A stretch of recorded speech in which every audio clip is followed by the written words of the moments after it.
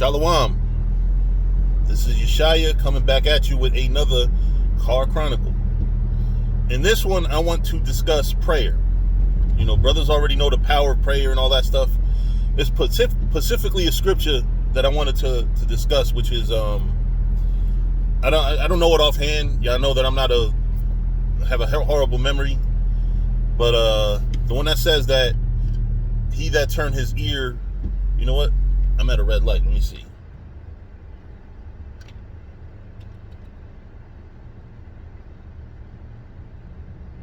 Prayer abomination. Y'all already know where I'm going with it. Okay. He that turneth away his ear from hearing the law, even his prayer shall be abomination. That's Proverbs 28:9. Right? The reason why I wanted to talk about that scripture, right? First off, you got to remember when that scripture was written, we was under the law. So the standard is the law for prayer, right? In other words, not the law for prayer, but the Lord basically is saying, if you don't want to hear my law, I don't want to hear your prayer. So when you get to the New Testament now, you know, and the scriptures say the Lord changes not, right? Now it's not just about the law; it's also about, you know, what Yahushua kind of, I don't want to say amended to the law, but you know, where you have to keep the law from your spirit. You can't just keep the law on the outside. For instance, you know, if you look at the book of Matthew, the 5th chapter, where he breaks down, you know, it was said in old times, you can't do this, you know, but I say you can't even do this. So just because you don't actually physically murder a dude doesn't mean that you're not a murderer, because you have to eliminate the spirit inside you that creates murder. That's how you be more righteous than the Pharisees. Pharisees might do the law, but they don't live the law.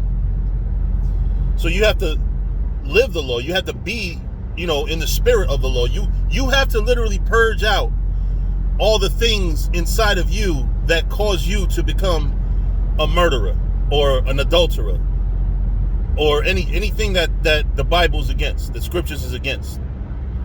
So now, if that scripture were to be written in the New Testament, then for the Lord to even hear your prayer, for your prayer not to be an abomination, which means filthy, the standard went up now. Now it's not just the law. Now it's you have to follow, you have to have within you a certain spirit for the Lord to even listen to you. Because think about it. If your prayer is an abomination, the Lord's saying your prayer is filthy. And if you look at it on a practical level, because y'all know I love that word practical. What that basically is saying is, you know, you have to be basically spiritually good enough to even pray to me. You have to be on a certain spiritual level to pray to the Lord. And that's where you get, even though even though it's against the scriptures, that's where you get a thing of, you know, you have like the Catholic priests. It's kind of like they think that their priests are the ones to go between man and the Lord. They're trying to be like Yahushua. But you know, the reason why I'm going into what I'm going into is because the other day a brother asked me to pray for him. And, you know, immediately I did. You know, I was asleep when I saw the text. But immediately I got up, pulled my wave cap off. Don't ask me why I sleep with a wave cap. And you know, faced the east and did, you know, prayed for the brother. You know, but then, you know, I got to thinking later on when I woke up, just about prayer in general, and thinking like, I'm sure that this is a brother that a lot of brothers will pray for, because he's a very loved brother in my camp, and he's a very loved brother outside of my camp. You know what I'm saying? So,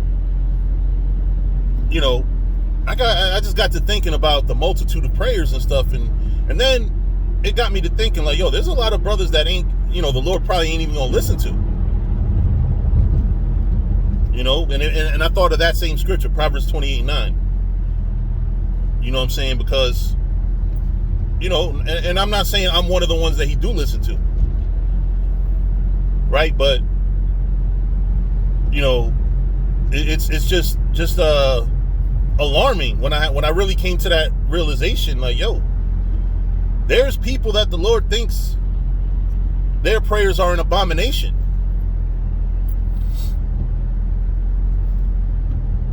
And that's crazy.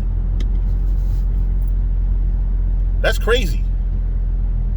That the Lord is really well, it's not crazy on the Lord's behalf, but it's like, it's crazy that we don't factor that in on this earth. Like, we got brothers that really read the scriptures and don't factor that, don't think like, yo, I have to be good enough to pray for the Lord to even hear my prayer, and not look at it as an abomination. Because do you think he's going to regard your abomination? Do you think he's going to answer your prayer? The only way I could see the Lord answering a man's prayer when his prayer is an abomination is if he's praying for a righteous brother.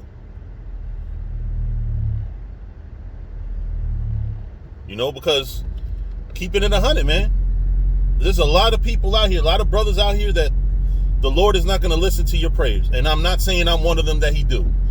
I can only say that I'm confident that I'm at least decent enough for the Lord to hear my prayers, because I wouldn't be praying if that were the case. But I'm not, I wouldn't put myself at the top of the pile, But I also don't think I'm bad enough where I would be disregarded either. And sometimes you also have to think about who you're praying for, because a lot of times you're praying for somebody the Lord don't fuck with. You're praying for somebody. I got to stop saying shit like that. But we use Jake slang to break down spiritual things, and sometimes it doesn't really translate right. You know what I mean? But yeah, sometimes you might be praying for somebody that the Lord actually has bad intentions for, because they're, spiritually not right, or he has to punish them for something that they've done perhaps in another life. So, and that doesn't fall on you. If you pray for that person, you may be wasting your time, but you're not, I don't see no scripture where the Lord's gonna hurt you behind it, or take anything away from you. But it's very important that we make ourselves, because I'm gonna put it to you like this. I'm gonna use my friends in the world as an example, right? Let's say my friend Achilles comes up to me and says, yo, my friend is about to get jumped, I need help. Just on the strength of it being Achilles, I don't have to know his friend, I'm gonna help. I'm gonna put my resources behind it. You know what I'm saying? I'm gonna put myself behind the situation, and it'll be, at least an extra help, right? Now, let's say my former roommate, Vince, was to come to me and say, yo, my friend's about to get jumped, I need help. Well, I'm gonna tell him to go fuck himself. Because me and Vince ain't that cool either. I would only help Vince. You know what I'm saying? So you got to factor in, are you somebody that the Lord's going to answer your prayers? Or is your prayer an abomination? Just like if if a friend prays for another friend, is the friend praying that's coming to God for help? I'm coming to the Lord as a representative for my friend. Do you think that the Lord is going to look favorably upon your request? Or maybe you're such a bad person with the audacity to pray to the Lord that the Lord will actually jack up your friend to show you that, yo, you need to start doing better, bro.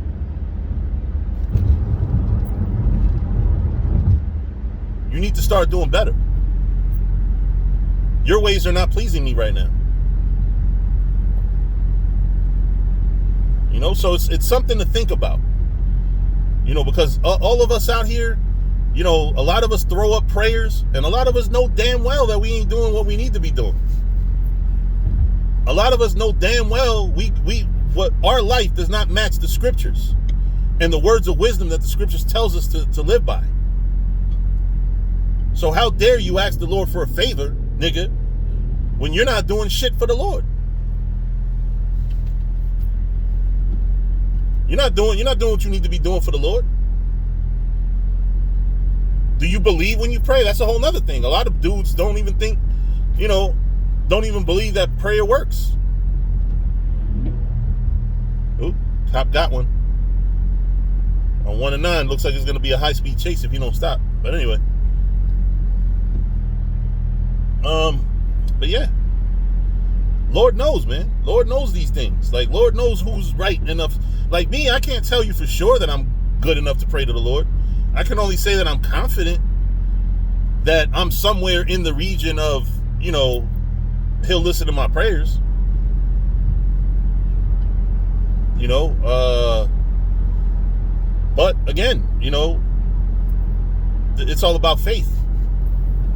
But you have to really look at your ways and actions. Really analyze yourself. Consider your ways. That's what the scripture says.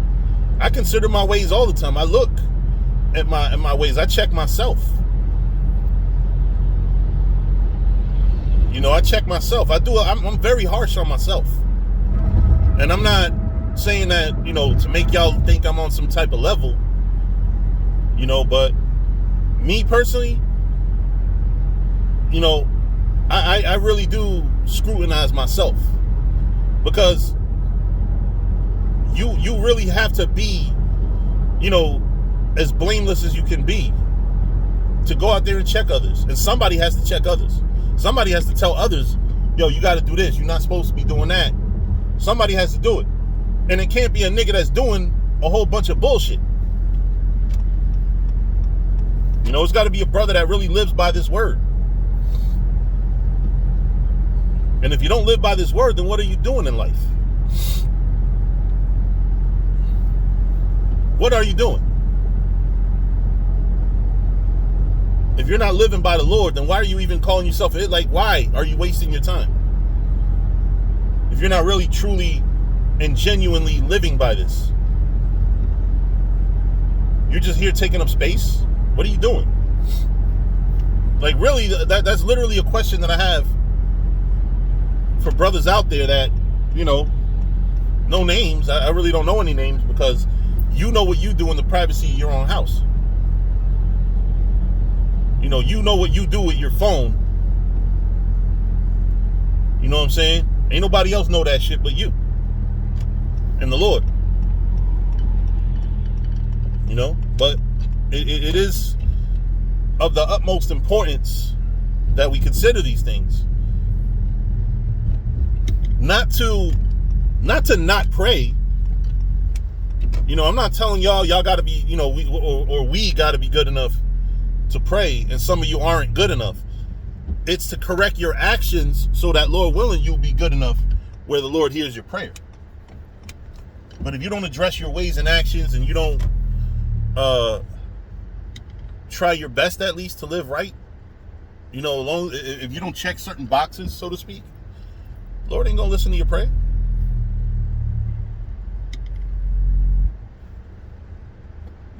You might as well be rapping. Lord ain't gonna listen to that neither, actually.